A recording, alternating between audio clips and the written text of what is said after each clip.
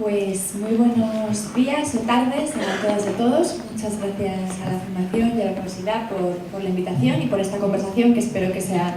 interesante. La idea es, lo que hemos hablado más o menos, es que cada uno intervenimos durante unos 15 minutos y después pues lo interesante sería que hubiera intervenciones y preguntas y debate con el público. Bueno, yo soy Rita Maestre, soy de Podemos. Antes de participar en un partido político como Podemos, he sido activista desde que entré en la facultad, en el movimiento estudiantil primero y después en un colectivo que se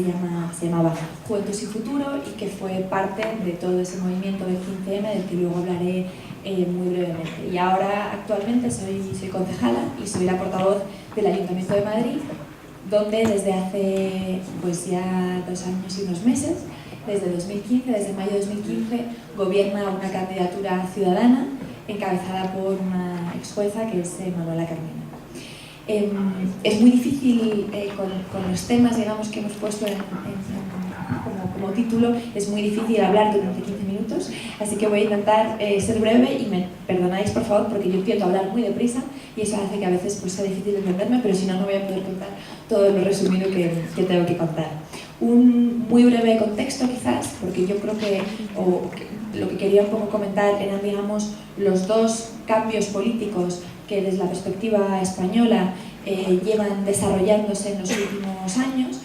El primero de ellos tiene que ver con esa ola de cambio político que empezó en España en mayo del año 2011, que imagino que conoceréis. Fue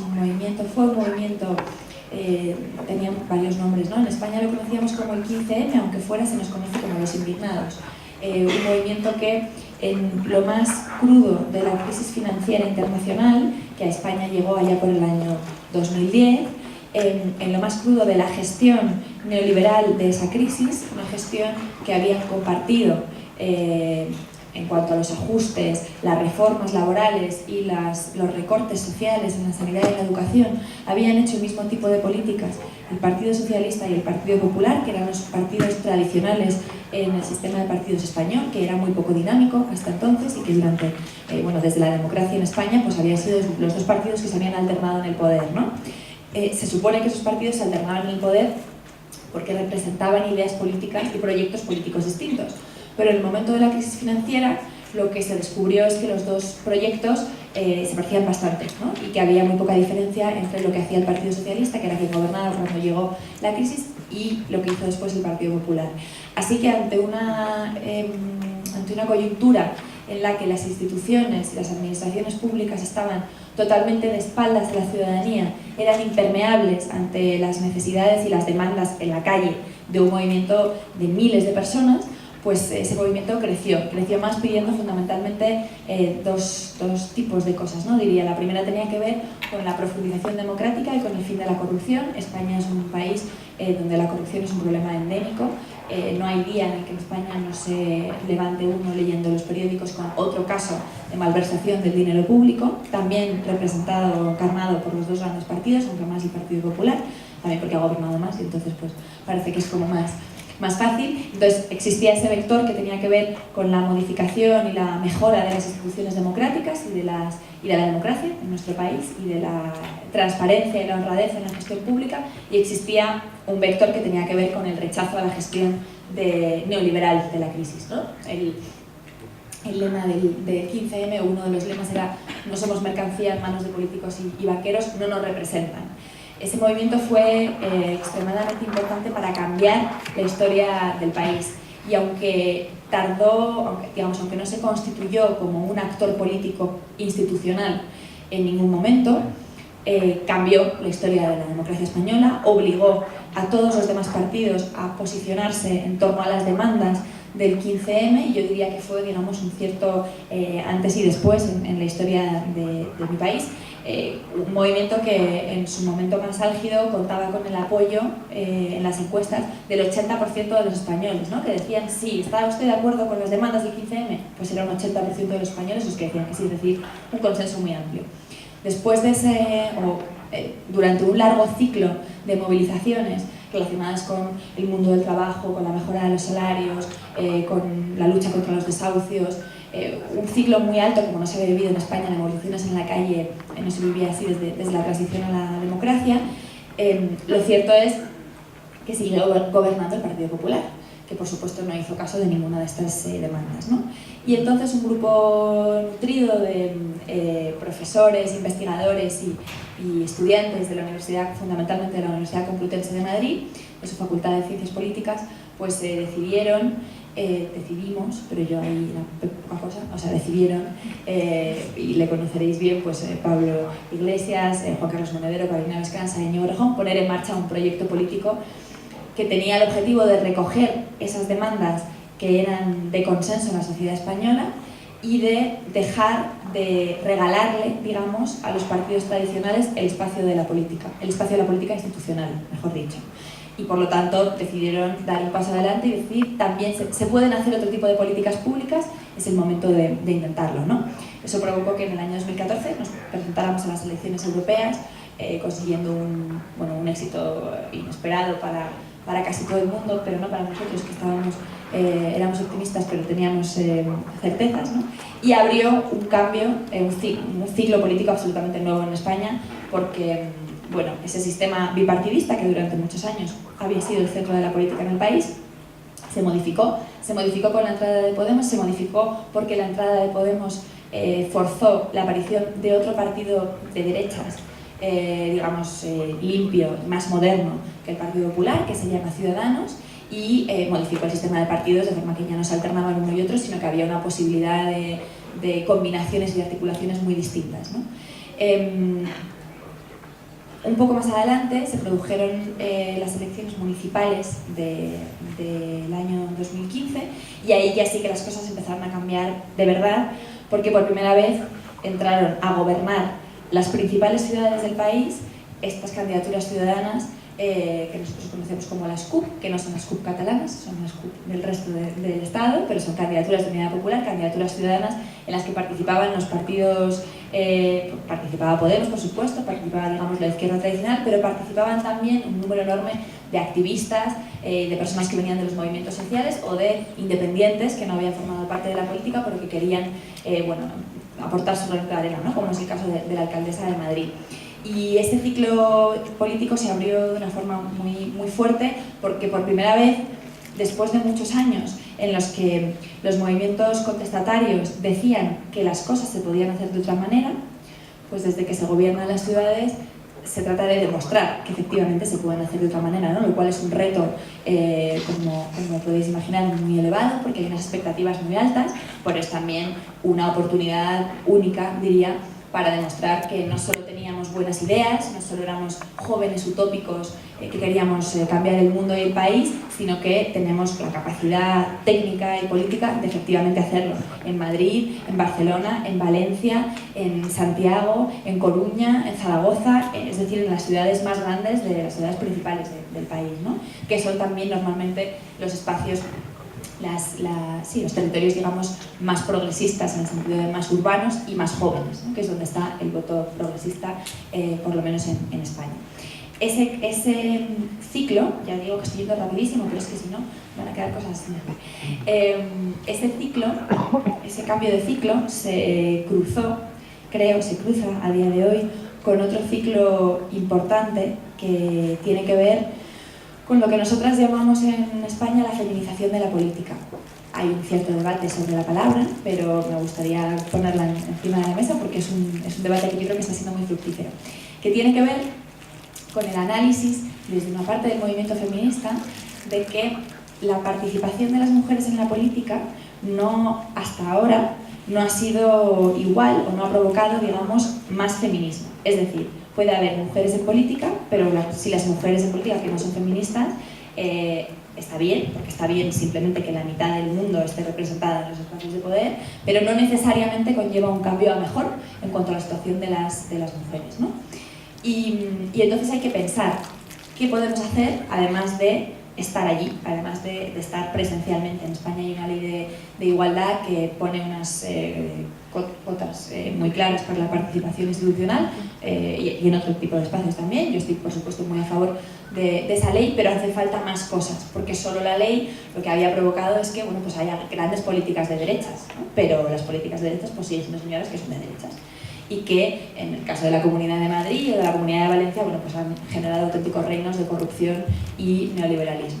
Así que había que empezar a darle una vuelta a la forma de ejercer el poder y así el modelo de liderazgo, que ha sido un modelo protagonizado históricamente por los hombres, tenía elementos, digamos, de ese mundo masculino que se podían mejorar para hacer una política y unas instituciones que fueran más igualitarias y más inclusivas, ¿no? Ahí tienen una voz muy importante porque es un debate bastante rico en España. Tanto Manuela Carmena como Ada Colau, la alcaldesa de Barcelona, como Mónica Oltra, que es la vicepresidenta de la Generalitat de Valencia, de la Comunidad Autónoma de Valencia, y digamos otras mujeres referentes en la política en torno a cuáles deben ser esas formas nuevas, distintas de hacer política para que la política sea, como decía antes, más inclusiva y más igualitaria y más democrática, ¿no? Y entonces hemos hecho, digamos, todo un conjunto de debates en torno a cuáles son los elementos que han caracterizado el poder masculino como un poder omnipotente, como un poder que no es vulnerable, como un poder que no se equivoca. No sé aquí, pero por lo menos en España un político es un señor que no se confunde nunca, que nunca dice, perdón, esto fue una mala idea, rectifico y pruebo de esta otra manera. Es un político es un poder en el que la debilidad está mal vista, la vulnerabilidad está mal vista y creemos, las que defendemos, ¿no?, esta posición, esta línea de cambio, que hay que pensar otras formas de ejercer el poder. Porque son más efectivas, porque son más eficaces, se gobierna mejor cuando uno asume que comete errores, porque los cometemos todos, y es solo una ficción de la política pensar que no. Y además son más inclusivas y son más democráticas, porque permiten que perfiles distintos, y no solo el hombre que habla fuerte, sean parte de la política, ¿no? Una parte importante de cómo hemos llegado a estas propuestas, digamos, tiene que ver con nuestra experiencia como activistas y nuestra experiencia como mujeres feministas en los partidos que se supone que deberían ser partidos feministas y que, sin embargo, arrastran obstáculos y trabas y estructuras patriarcales, a veces sin ser conscientes de ellos, ¿no? En el 15M, en los colectivos que formábamos parte de aquellas asambleas, había un control, digamos, y una reflexión muy constante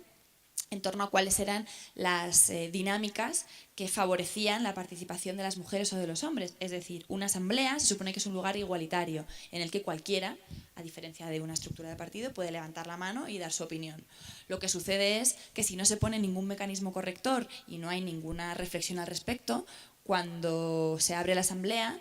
aunque haya 50 mujeres y 50 hombres, hay 85 intervenciones de hombres y 15 intervenciones de mujeres. Eso sí hay suerte, ¿no? Y eso nos dice algo. Nos dice que en la informalidad y en la falta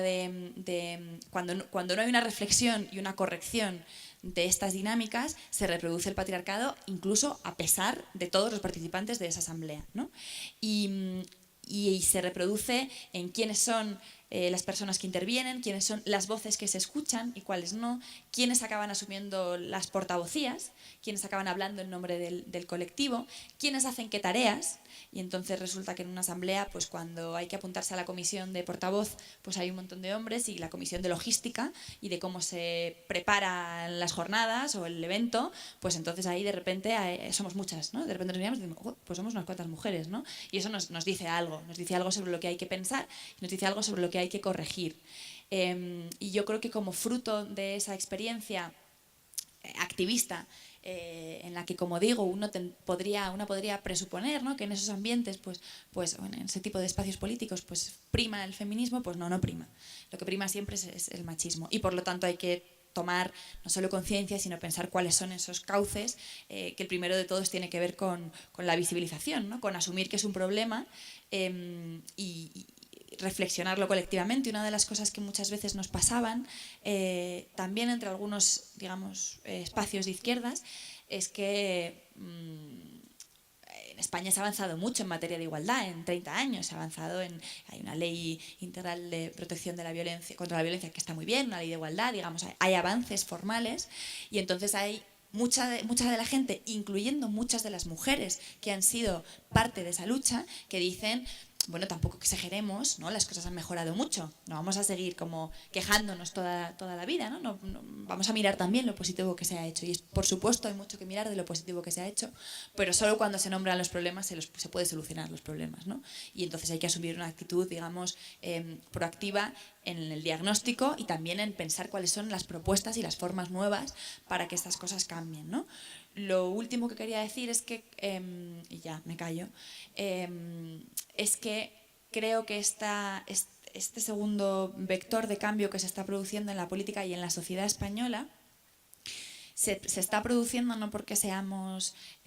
muy particulares, sino porque es algo que está sucediendo en muchas partes del mundo a la vez. Creo que a nivel mundial el feminismo,